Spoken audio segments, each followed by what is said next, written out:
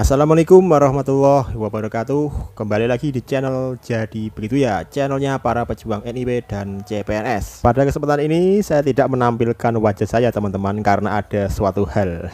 Dan pada video ini kita akan belajar soal-soal TWK, tes wawasan kebangsaan. Di sini nanti saya akan coba membantu teman-teman cara menjawab soal TWK. Silahkan teman-teman simak sampai selesai dan jangan di skip. Dan semoga apa yang saya berikan ini bermanfaat bagi teman-teman semua. Dan jangan lupa untuk like, komen, dan subscribe tentunya. Yang like, komen, dan subscribe saya doakan semoga lolos CPNS. Amin. Oke, tanpa berlama-lama langsung saja kita menuju ke soal yang akan kita bahas. Oke, soal nomor 1. Salah satu bukti komitmen pemerintah Indonesia dalam menegakkan HAM ialah A. Membentuk Komnas HAM dan Pengadilan HAM. B. Menggunakan kekerasan dalam menghadapi pengunjuk rasa.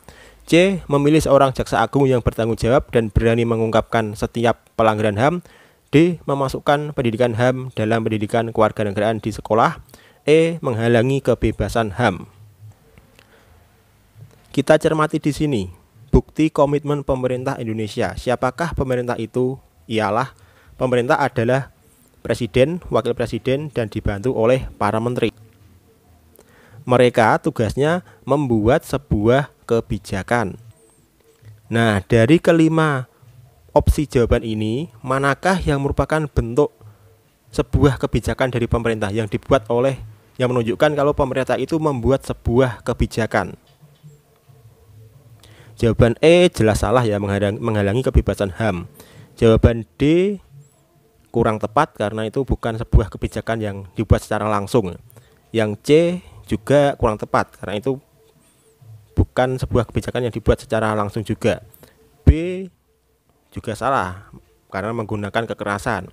Jadi yang jawabannya tepat adalah A, membentuk sebuah Komnas HAM dan Pengadilan HAM, karena ini adalah bentuk pemerintah dalam membuat sebuah kebijakan, membentuk Komnas HAM. Soal yang kedua, di antara berbagai ajaran politik tata negara, maka dikenal asas trias politika. Apabila didasarkan pada ajaran trias politika yang dikenal dengan teori pemisahan kekuasaan negara, maka penetapan APBN menurut UUD 1945 merupakan campur tangan A. Eksekutif dalam kekuasaan legislatif. B. Partai dalam kekuasaan eksekutif. C. Eksekutif dalam kekuasaan yudisial. D. Pengadilan di bawah kekuasaan eksekutif. E. DPR dalam kekuasaan pengadilan. Kata kunci di sini adalah penetapan APBN menurut UUD 45 merupakan campur tangan . Siapa yang membuat APBN? Yang membuat adalah presiden, dan presiden itu adalah pemegang kekuasaan eksekutif. Kemudian APBN itu nanti akan disetujui oleh DPR. Dan DPR itu adalah pemegang kekuasaan legislatif. Berarti jawabannya adalah yang A, eksekutif dalam kekuasaan legislatif. Soal yang berikutnya, yang termasuk unsur deklaratif terbentuknya suatu negara adalah A. Penduduk, B. Wilayah, C. Pemerintahan, D. Pengakuan dari negara lain, dan E. Memiliki UUD. Kita lihat di sini, kata kuncinya adalah unsur deklaratif. Deklaratif itu berarti yang berhubungan tentang pengakuan, tentang sebuah pernyataan. Nah, dari kelima opsi ini yang paling sesuai adalah D, pengakuan dari negara lain. Cukup mudah ya untuk soal yang ini. Sikap keterbukaan dalam penyelenggaraan negara dapat ditunjukkan dalam bentuk sebagai berikut, kecuali A. Pemberian penghargaan. B. Penetapan posisi jabatan atau kedudukan. C. Privasi jabatan publik. D. Laporan kekayaan pejabat publik. Atau E. Penetapan kebijakan. Kata kunci pada soal ini adalah sikap keterbukaan dan kecuali. Berarti teman-teman cari jawaban yang tidak menunjukkan sikap keterbukaan. Jawaban A, pemberian penghargaan, ini termasuk keterbukaan. B. Penetapan posisi jabatan dan kedudukan juga termasuk sikap keterbukaan. C. Privasi jabatan publik. Nah, ini privasi berarti tertutup sifatnya, bukan terbuka. Tapi kita lihat dulu jawaban D dan E. D. Laporan kekayaan pejabat publik, ini juga termasuk bentuk keterbukaan. Dan E. penetapan kebijakan juga termasuk keterbukaan. Berarti jawaban yang benar adalah C, privasi jabatan publik. Karena jawaban C ini menunjukkan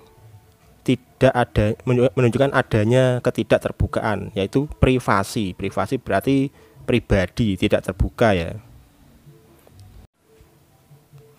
Lanjut ke soal berikutnya. Salah satu proses terjadinya suatu negara ialah melalui proses separatis. Artinya titik-titik. Kata kunci soal ini adalah proses separatis. Separatis berasal dari kata spirit, artinya pembagian atau pemisahan. Dari kelima jawaban ini, mana yang menunjukkan sebuah pemisahan? A. Suatu wilayah memisahkan diri dari negara induknya dan menjadi negara berdaulat. B. Suatu wilayah negara diserahkan pada negara lain. C. Suatu wilayah negara terbentuk karena rakyatnya menginginkan negara yang merdeka.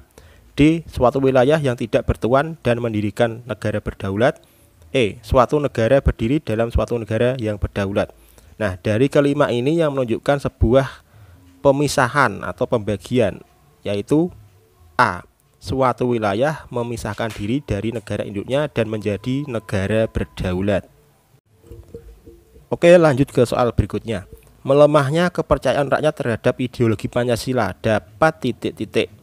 A. Merusak moral generasi muda. B. Meningkatkan tindak kejahatan. C. Mengancam persatuan dan kesatuan. D. Menambah penderitaan rakyat. E. Menyengsarakan negara. Nah, dari kelima jawaban ini semuanya terlihat benar ya, terlihat jawabannya benar. Tetapi di sini kita pilih akibat yang paling berbahaya, yang paling besar dampaknya jika rakyat tidak lagi percaya terhadap ideologi Pancasila. Nah, dari kelima jawaban ini, 5 opsi jawaban ini, yang paling besar dampaknya jika rakyat tidak percaya pada Pancasila adalah C. Mengancam persatuan dan kesatuan. Karena jika sudah mengancam persatuan dan kesatuan, resikonya adalah negara akan bubar. Lanjut ke soal berikutnya. Indonesia melakukan kerjasama dalam perdagangan internasional dengan Jepang. Indonesia mengekspor gas alam cair dan hasil bumi, sedangkan dari Jepang, Indonesia mengimpor kendaraan karena lebih murah dibandingkan memproduksi sendiri. Faktor yang melandasi perdagangan Indonesia dengan Jepang adalah A. Perbedaan sumber daya manusia. B. Perbedaan selera konsumsi masyarakat. C. Penghematan biaya produksi. D. Perbedaan penggunaan bahan baku produksi. E. Kerjasama kawasan negara tetangga. Nah, teman-teman, kita cermati kata kunci di sini adalah karena lebih murah dibandingkan memproduksi sendiri. Berarti karena faktornya adalah lebih murah, berarti jawabannya adalah C. Penghematan biaya produksi atau efisiensi. Oke, lanjut ke soal berikutnya. Sikap mengakui bahwa setiap manusia Indonesia mempunyai kedudukan, hak, dan kewajiban yang sama merupakan nilai dari Pancasila titik-titik. Di sini kita lihat kata kuncinya. Kedudukan, hak, kewajiban yang sama. Yang sama berarti tidak berbeda, setara, dan adil. Nah, dari kelima opsi ini yang menunjukkan kata adil adalah jawaban yang E. Keadilan sosial bagi seluruh rakyat Indonesia. Cukup mudah ya teman-teman, dan sangat jelas. Next, soal yang terakhir. Pada tanggal 12 Mei 1998 terjadi tragedi Trisakti, yakni manakala mahasiswa Trisakti berdemonstrasi yang semula damai namun tiba-tiba terjadi kekerasan sehingga menewaskan 4 mahasiswa di bawah ini, kecuali A. Arif Rahman Hakim, B. Elang Mulya Lesmana, C. Heri Hertanto, D. Hendriawan, dan E. Hafidin. Nah, di sini kecuali berarti yang bukan. Dari kelima jawaban ini yang bukan meninggal pada peristiwa Trisakti adalah A. Arif Rahman Hakim. Kalau Arif Rahman Hakim ini meninggal pada saat demonstrasi tahun 1965 ya, pada waktu demo pembubaran PKI, bukan pada waktu tragedi Trisakti ya. Nah, demikian tadi beberapa soal TWK yang kita bahas pada kali ini. Semoga apa yang saya berikan bermanfaat bagi teman-teman semua. Bagi teman-teman yang ingin belajar bersama soal-soal gratis, teman-teman bisa bergabung di grup Telegram saya, Belajar CPNS Gratis untuk persiapan CPNS 2021.